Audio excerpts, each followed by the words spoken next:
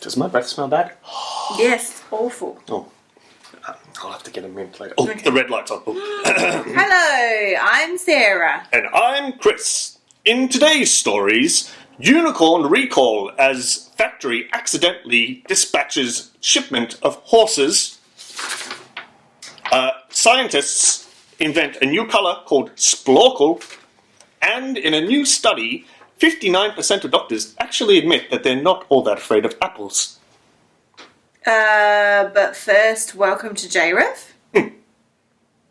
I thought that went quite well. Well, none of this is in the note. Are you sure? Yeah, I'm not. You missed the briefing. This isn't all.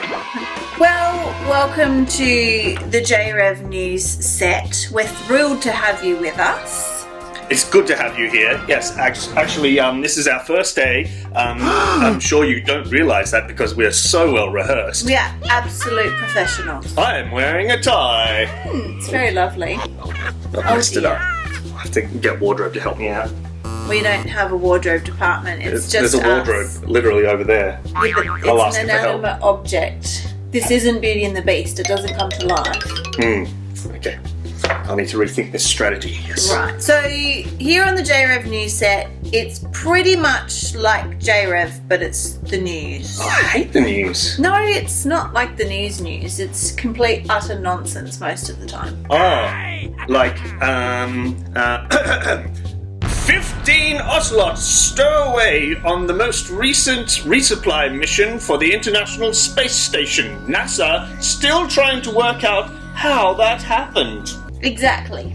That's the kind of, breaking news stories that we like to cover here. So just things that pop into our brains and that's news? Pretty much, yeah. I mean, sometimes the guys at home might have things for us, and actually we do have a couple of reporters out and about catching up on some live stories. Ooh. We might be able to cross to them at different points of the show. In fact, should we go and do that now? Sure. Okay. Hello, JRevers. Today we are using this humble piece of paper and some texters to make an awesome secret JRev code. I don't know if you've ever created a code before or ever written in a coded message, but honestly, it is the best. You feel like you are totally being a spy. So, secret message. Okay, you can invent any secret message that you like anything you can think of, as long as it's appropriate. I've chosen that my secret message is, I really love JRev. I'm going to keep it really simple because I want to show you guys exactly what you need to do. So you write that on your piece of paper, then swap to a different piece of paper, because now we are going to create the key for our code so that other people can solve it. So the name of my code is Sarah's code, because that's my name. Okay, so first of all, you write out the alphabet. Now you guys kind of know the alphabet, so I've just sped it up a bit. So just make sure that you've got lots of space between your letters, because you're going to need to write another row of letters underneath each of these letters. Now, what I've done is I've counted a few letters ahead. So I've started my code with the letter N and I've matched that to the first letter of the alphabet. Then I've just gone about writing in the whole alphabet to invent my code. So it might be that maybe your code starts with the third letter of the alphabet, or maybe it starts with the sixth letter of the alphabet. But for me, I think I picked the 14th letter of the alphabet. I think that's right. Someone will need to check the math on that. Anyway, moving on.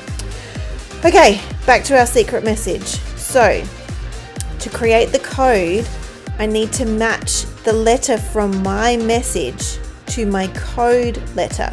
So the letter I becomes V, the letter R becomes E, the letter E becomes R, the letter A becomes N. Are you kind of picking up how this works? Imagine if I was just talking this to you, it wouldn't make any sense, but watching it makes a lot more sense. So L becomes Y, and there's two of those in a row, and then funnily enough, Y becomes L. Then we've got an L that's a Y. You guys are picking this up, you're clever. Other things you could do, instead of using a different row of letters, you might want to come up with a series of shapes.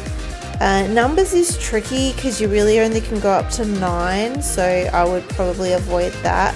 But pictures is fun if you've got more time than I do. Okay, I have invented my coded message. Have a look at the letters that are in that teal colour. That is our code. So, dear JRev spies, can you decode my secret message? This is the piece of paper that you would give to the person that you want to solve your code. So on this piece of paper, you just write your coded message. See how I haven't written the answer? Because I want them to be able to use my code to figure it out. See if they're a code breaker. See if they really are a genuine JRev spy. Alright. What's next? Well, you give them the piece of paper with the code on it and the piece of paper with the secret message, and you see if they can solve it. See how you go. Have fun, JRev. See you next time. Who does your hair? I have an excellent hairdresser. Oh, okay. I just do my own in case you couldn't tell. Huh? No, I could definitely tell. The red light's on. Welcome back to the studio. My name is Chris. You already told them your name. I know, I'm just reminding myself. And I am Sarah. As we were saying before the break, Sarah, we were getting up to... what did you do on the weekend? Yes. That's exactly what we were talking about before the camera started rolling. Nod in affirmation, yep. On the weekend, I... Listen intently. Am I supposed to be reading out all of the italicized words, or is that stage directions? I don't know if it's obvious to you guys at home, but I've never actually read the news before. Me either. Like, I have no idea what I'm doing. This is blank paper. Shh, don't give away our trade. Sarah, I feel like maybe the guys at home, they might have a few more clues about what's newsworthy. Do you think that maybe there's some way that they could maybe help us be good news presenters? Oh, you mean like the JRev letterbox? JRev letterbox! Oh, yes, of course, the JRev letterbox. See, we're not pros at doing the news and sending in segments and things, but these guys have been doing that for ages. They've been really good at creating content. Yeah. Maybe they should be executive producers on the show. Probably. It's probably going to be a better outcome for all of us if they are. So, if you have been doing anything at all, please, we'd love to show it on the show. Just get a grown-up's help to send it in to this address and hopefully we can have it here. Yeah, we need all the help we can get because we have absolutely no idea what we're doing. None.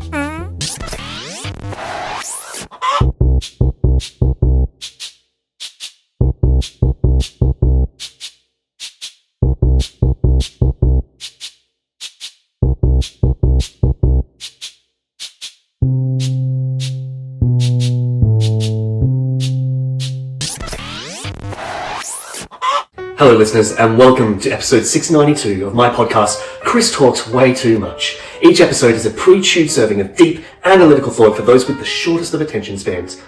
What was I saying? I am your host, Chris. On today's show we have a last-minute guest replacement after Will Ferrell, who we had booked months in advance, ate a bad hot dog and is firmly ensconced in his toilet. So thank you for joining us at such short notice, Mr. Shu. Welcome to the show, Shu. Can I call you Shu? So, Shu, tell me a little bit about your journey and how you got here.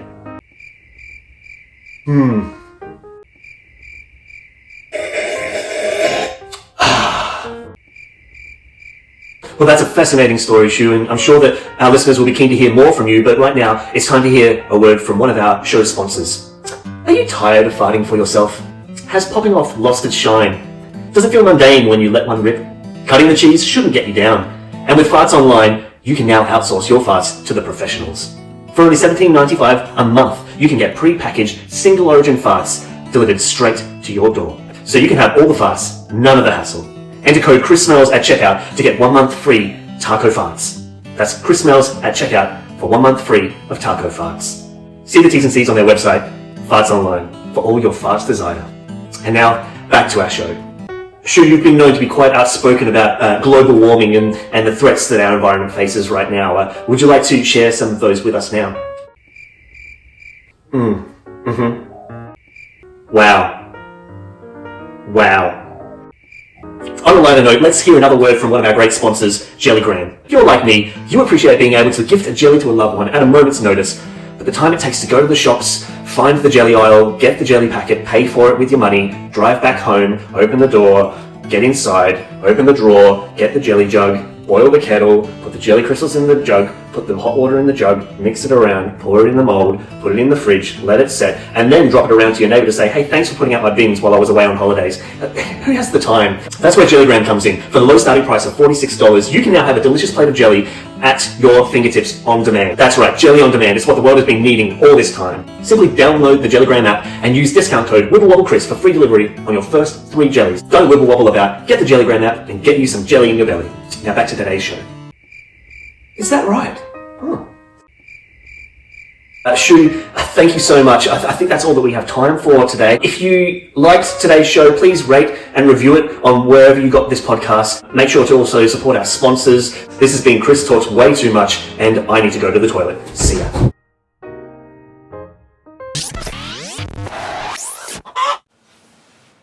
What's your favourite story?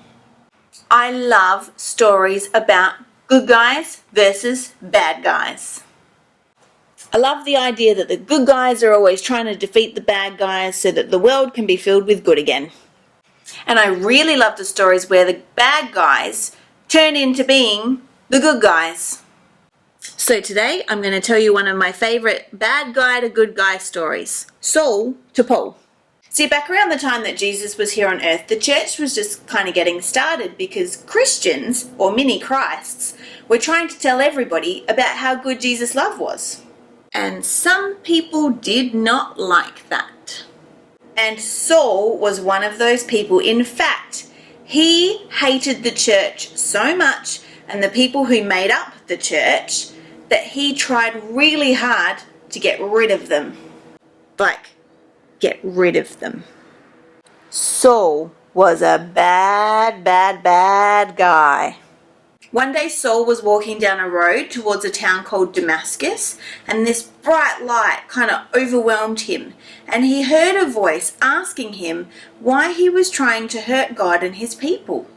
And this light was so bright that immediately Saul was blind. See, in this moment, God had intervened, and he'd met Saul where he was and challenged him about his bad behaviour. Saul ended up continuing on to this town, and he met a man who did know God, and this man prayed for Saul, and scales fell from his eyes, and all of a sudden he could see. When Saul met God and his big power and his big love for him, he was never, ever the same in a really good way. In such a good way, in fact, that he even changed his name from Saul to Paul. And so from that moment, literally for the rest of his life, Paul dedicated himself to trying to tell as many people as he could about God's love. His life had literally turned around 180 degrees. So that's Saul, Paul's before and after story. I wonder what your story is. I'd like to tell you a little bit about my story, if that's okay. See, ever since I was a kid, I've always known who God was, and that's pretty lucky actually. I'm a bit privileged. But can I tell you, things haven't always been easy. I used to have a really hard time with being worried, a fair bit. Sometimes it would even interrupt my sleeping and my thinking. So one day, I kind of had enough of my broken thinking, and I asked Jesus to help me, to renew my mind. And he did. And he also helped me talk to professionals who helped me learn some different skills and strategies so that I can practice better thinking habits. But I have no doubt that on the day that I asked him, God completely changed the way that I think by default. And my brain has never been the same in a really good way. I wonder what your story is. I wonder what God's done in your life. I wonder what life was like before you knew lots about him and what it's like now. Or I wonder what your life is like now and what you wish that it could be like. The thing about your story is there's only one you. You're the only person who has your story. And it's important to think about what your story is because the world needs to know about your story. It doesn't matter if you don't even know who Jesus is for yourself yet or whether you've been following him forever. Everyone has a story to tell. And if you have known Jesus for a while, there's stuff that's unique about your story that's different to everybody else that's ever existed ever. And who knows, maybe God might use your story to help others to be able to meet him too. So if you don't remember anything else from today, I want you to remember this. God can use our story to help others to meet him. So let's pray and thank God for the way that he can change our story. God, we thank you for the way that you turn up in our lives and that you can change our story from someone who maybe was a bit anxious and scared or really angry all the time to being someone who looks a lot like Jesus. So today we invite you to come and change our story so that we look and sound like Jesus. Amen.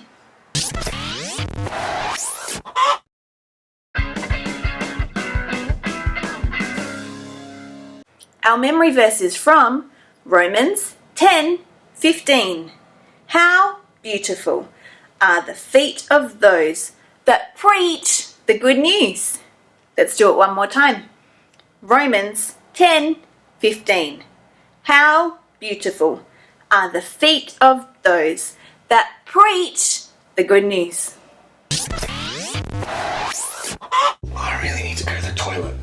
You've run out of time. We're about to start. No time? No, we're starting now. Gary, do we have time? We've started already. Gary, you're supposed to tell Hi, me. guys. Hello. Welcome back. Welcome back. Yeah, well, you've run out of time. Hey, Chris, do you know what time it is now? Toilet time? No, it's time for the JRev challenge. Oh, the JRev challenge! Great! Let's get through this really quickly so I can go to the toilet. Well, you have the clues to the challenge. Okay. Do you know what today's challenge is? Yes, it is write and rehearse your story.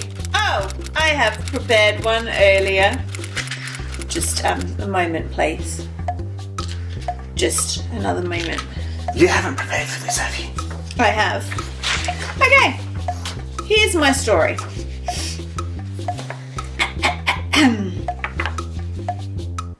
This story is a story called A Day in the Life of Sarah.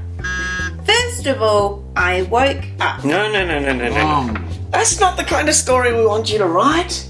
Ah, We've been learning about evangelism and telling others the good news about Jesus. oh, that makes way more sense than me doing some kind of a weird recount of my day. Yeah, exactly. I mean, in as much as I would love to hear that story, maybe later on, what I want you to do, JRev, is to think about how did you get to meet Jesus? Ah. So maybe the first time you met Jesus, maybe you met Jesus through friends inviting you to church, or maybe you grew up in a family that they go to church, or you pray together or read the Bible, something along those lines. Maybe you heard about Jesus for the first time watching JRev. That is a very real possibility. So however you met Jesus, however you started your journey being a Christian, write it down. Put it in some little dot points and rehearse it so you can share how you got to know Jesus and how he became your best friend. Yeah, cool. Did you want to have a go at doing that now? I've got a bit of stage fright. I think I need to go and rehearse my lines over there. Okay. So I'll get back to that another time. I actually still really need to. Yeah. So JRev, do that thing, and then I'm going to go and rehearse my lines. We'll see you next time for the JRev News. Bye. Who's got the keys to the toilet?